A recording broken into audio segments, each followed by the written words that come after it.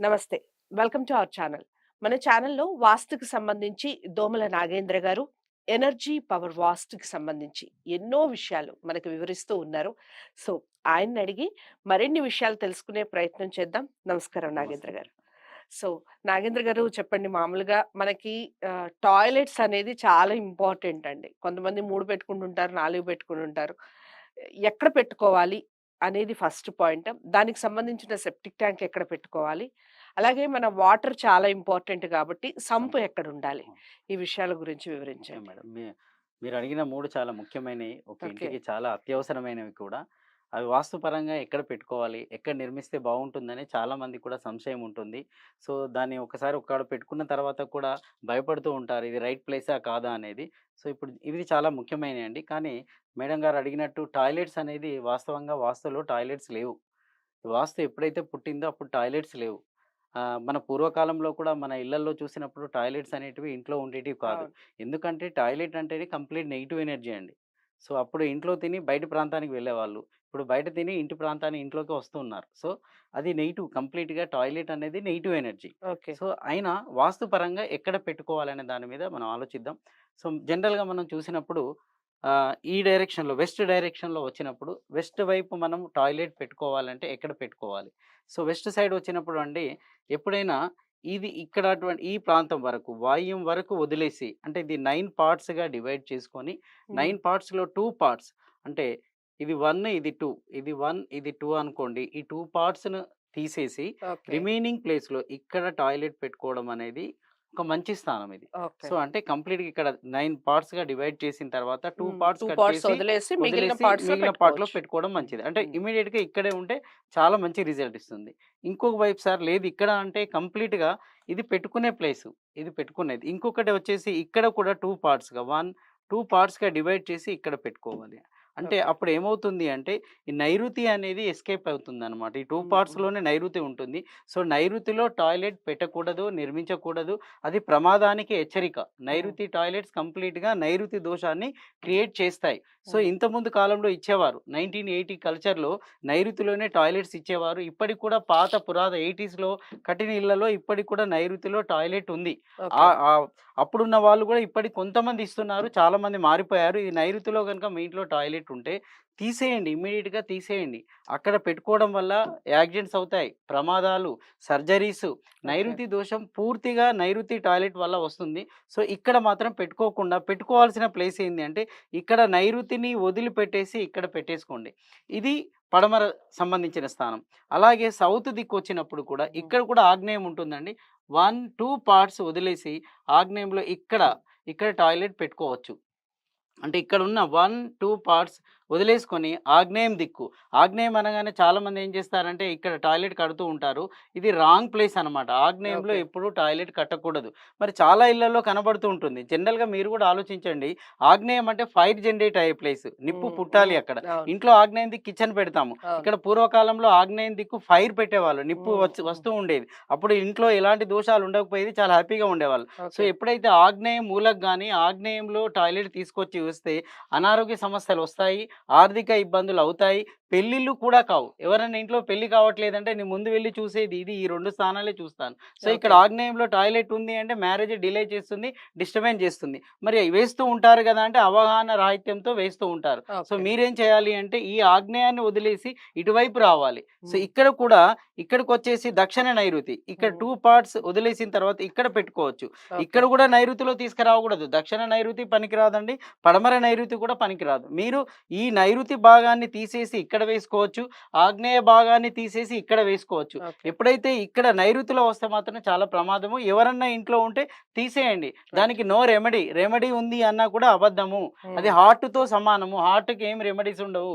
So, మీరు కూడా దీన్ని జాగ్రత్తగా ఆలోచించి నిర్ణయం తీసుకోండి. ఓకే. ఇటువైపు వచ్చినప్పుడు ఇటువైపు మాక్సిమం టాయిలెట్స్ లేకుండా ఉంటే మంచిదండి. ఇటువైపు టాయిలెట్స్ ఉండకుండా చూసుకోండి ఇటువైపు. హ్మ్. లేదు తప్పదు అనుకున్నప్పుడు మాత్రమే ఈ ఏరియాలో పెట్టుకోవడానికి వీలవుతుంది. కొంత ఈ వాయువ్య భాగాన్ని వదిలిపెట్టేసి ఇక్కడ పెట్టుకోవడానికి ఛాన్స్ ఉంటది. కంపల్సరీ అని అనుకున్నప్పుడు మాత్రమే. రైట్. ఇది కూడా ఈ మీ యొక్క ఇంటికి కాంపౌండ్‌కు మధ్య గ్యాప్ ఉన్నప్పుడు మాత్రమే, ఎక్కువ గ్యాప్ ఉన్నప్పుడు మాత్రమే ఇది ప్రిఫర్ చేయండి. లేకుంటే దాన్ని అవాయిడ్ చేయండి. ఈ ఓకే. లైన్‌లో ఇక్కడ పెట్టేసుకోండి. ఇటువైపు వచ్చినప్పుడు కూడా ఇక్కడ కూడా ఆగ్నేయము అంటే 2 పార్ట్స్ 2 2 పార్ట్స్ పార్ట్స్ తీసి వదిలేయాలి. వదిలేసి ఇక్కడ ఆగ్నేయంలో పెట్టుకోండి. రైట్. మరి ఈశాన్యానికి పెట్టడానికి వీల్లేదండి. ఉత్తర ఈశాన్యంలో వేయడానికి వీల్లేదు. తూర్పు ఈశాన్యంలో వేయడానికి వీల్లేదు. కొంతమంది మాత్రం ఉత్తరంలో కడుతున్నారు. ఇది తప్పు. ఇక్కడ కట్టడం అనేది తప్పు. ఇలా హ్మ్. కట్టిన వాళ్ళకి హెల్త్ ప్రాబ్లమ్స్ వస్తాయి. వాళ్ళ బిజినెస్ డౌన్ అవుతూ ఉంటుంది.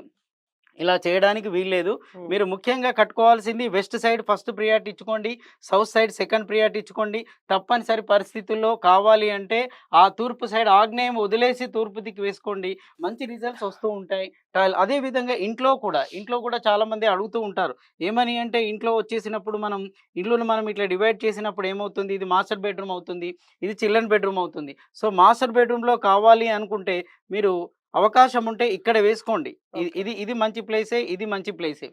లేదు అనుకున్నప్పుడు ఇటువైపు వేయడానికి వీల్లేదండి. ఇక్కడ టాయిలెట్ కట్టకూడదు. ఇది రాంగ్ జోన్. హ్మ్. ఇక్కడ హ్మ్. టాయిలెట్ అనేది ఎట్టి పరిస్థితుల్లో నిర్మించకూడదు. ఓకే. అంటే మన కాంపౌండ్‌లో నైరుతిలో టాయిలెట్ పెట్టకూడదు. ఇంట్లో నైరుతిలో టాయిలెట్ పెట్టకూడదు. మీరు నిర్మించుకోవాలి అనుకుంటే ఇక్కడ పెట్టడానికి అవకాశం ఉంది. ఇక్కడ కూడా పెట్టడానికి అవకాశం ఉంది. ఈ హ్మ్. 2 ప్లేసుల్లో పెట్టుకోవచ్చు. లేదా సెంటర్‌లో కూడా పెట్టుకోవచ్చు. లేదనుకుంటే ఇక్కడ పెట్టడం చాలా ఉత్తమం. అంటే చిల్డ్రన్ బెడ్‌రూమ్‌లో ఇక్కడ పెట్టేయండి. ఓకే. ఇది కూడా పెట్టుకోవచ్చు. కానీ దీనికన్నా ఇది బెటర్ ఆప్షన్. హ్మ్. కానీ ఇది నైరుతి అని అంటారు గానీ, నైరుతి అనేది ఇంటి మొత్తానికి ఇక్కడ ఉంటుందండి. ఇక్కడ ఉండదు. సో, ఇది పెట్టుకోవడం వల్ల చాలా మంచి ఆప్షన్. మీరు ఇక్కడ క్రియేట్ చేసుకోండి. ఓకే. కానీ ఎట్టి పరిస్థితిలో ఇంటి ఆగ్నేయంలో పెట్టడానికి వీల్లేదు. వీల్లేదు. హ్మ్. ఇక్కడ ఆగ్నేయం సేమ్ కాంపౌండ్‌లో ఆగ్నేయం ఎలాంటి రిజల్ట్ ఇస్తుందో, ఇంటి ఆగ్నేయంలో కూడా అలాంటి రిజల్టే ఇస్తుంది. ఇంటి ఆగ్నేయంలో టాయిలెట్ కట్టడం వల్ల కిచెన్ ఉండే ప్లేస్ ఇది. ఇక్కడ ఫైర్ జనరేట్ కావాలి. హ్మ్. అంటే హ్మ్. మనము ఫైర్ జనరేట్ కావాలంటే ఏం చేస్తాము? నెయ్యి పోస్తాము. ఇక్కడ ఏం చేస్తున్నాము? నీళ్లు పోస్తున్నాం. ఫైర్ మొత్తం డౌన్ అయిపోతుంది. అవును. ఏ ఇంట్లో అయితే ఇలా ఉంటుందో ఇంట్లో ఉన్న ఆడవాళ్ళు సిక్ అయి ఉంటారు.